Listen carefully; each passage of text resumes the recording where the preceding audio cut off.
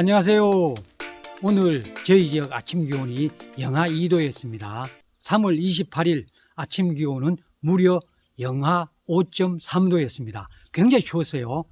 원래 3월 기온을 보면은 우리 지역은 영하로 떨어지는 날이 굉장히 많았어요.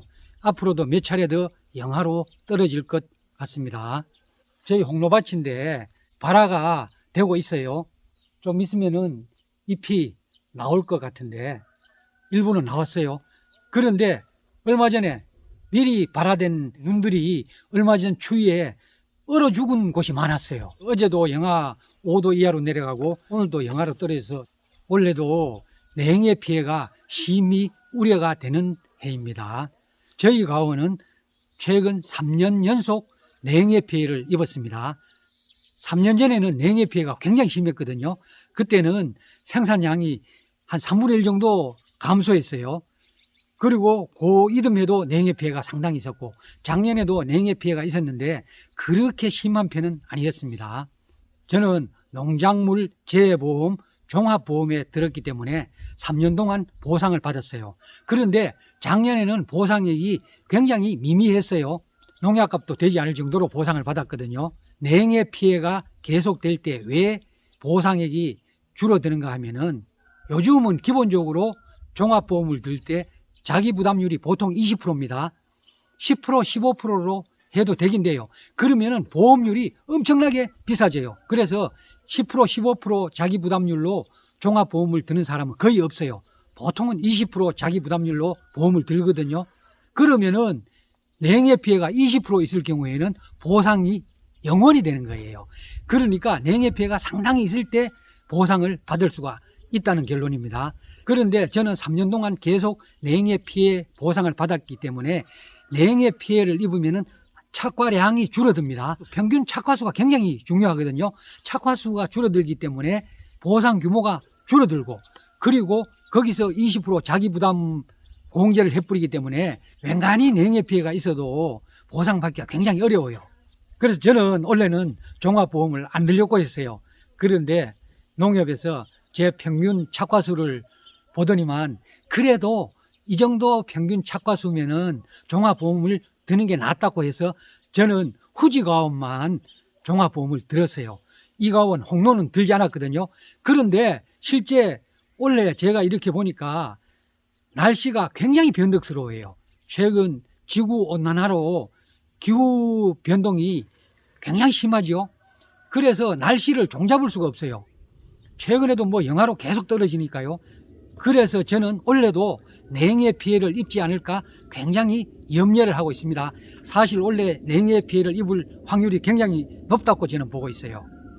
올해 3월 기온을 보면은 낮 기온이 20도 이상으로 올라가는 날이 많았어요. 원래 3월 낮 평균 기온이 예년보다 높기 때문에 올해는 예년에 비해서 개화 시기가 빠를 것으로 예상됩니다. 저는 작년에 홍로밭은 3월 18일, 후지밭은 3월 20일에 개화전 방제를 했거든요.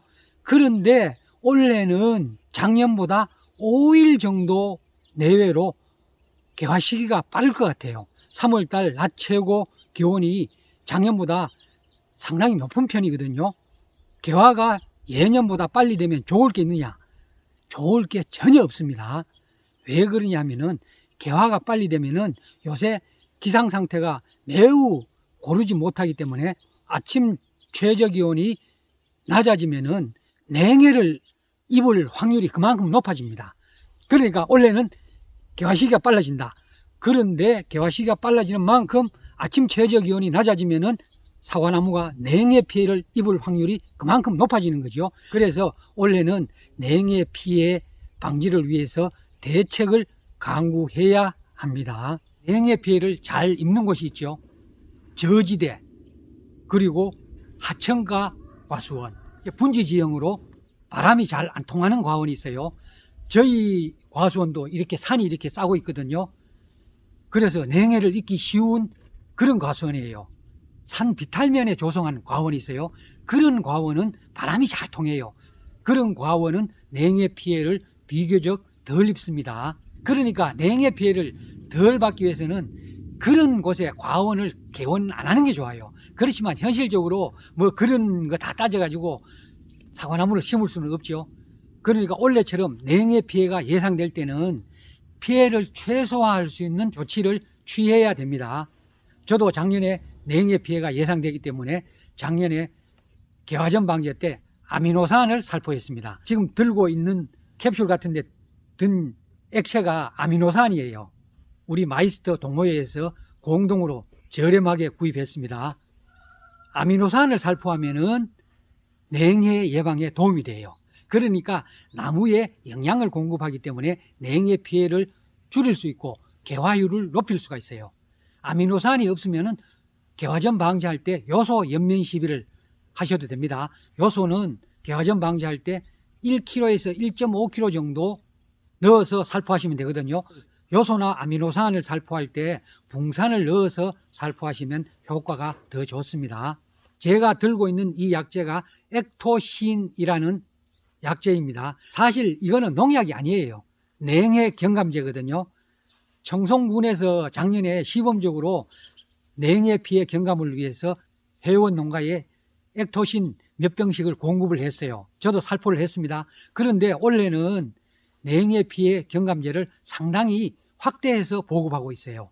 원래 저는 액토신을 한 박스 구입을 해놨습니다. 이 액토신을 살포하면 냉해 피해 경감도 되고 개화율을 높인다고 그래요. 그러니까 수정률을 높이는 거예요. 원래 저는 개화전 방제할 때 개화전 방제 정규 약재를 넣고 그리고 화상병 약을 넣어야 됩니다. 화상병 2차 방제를 해야 돼요. 청송지역은 화상병 1차 방제약은 탐나라였고 2차 방제약은 세리펠입니다. 그러니까 정규 방제약제에 화상병약 세리펠을 추가하고 손에 들고 있는 아미노산을 추가합니다. 그리고 냉해 경감제인 액토신을 추가해요. 그리고 또 추가하는 게 있어요. 저는 요소를 1kg 정도 넣어요. 일반적으로 요소를 연면 시비할 때는 20단말 SS기 한 차에 1.5kg 정도 넣어서 살포하면 되거든요. 그런데 농약하고 혼용할 때는 양을 좀 줄이는 게 좋아요. 그래서 저는 개화전 방제할 때 요소 1kg 정도를 혼용해서 살포합니다. 원래는 초봄 날씨가 상당히 불순합니다. 아침 최저 기온이 영하로 떨어지는 날이 많기 때문에 사과나무가 저온 피해를 입을 가능성이 굉장히 높습니다. 원래는 저온 피해 대책을 잘 하셔서 저온 피해가 없는 한 해가 되었으면 좋겠습니다. 감사합니다.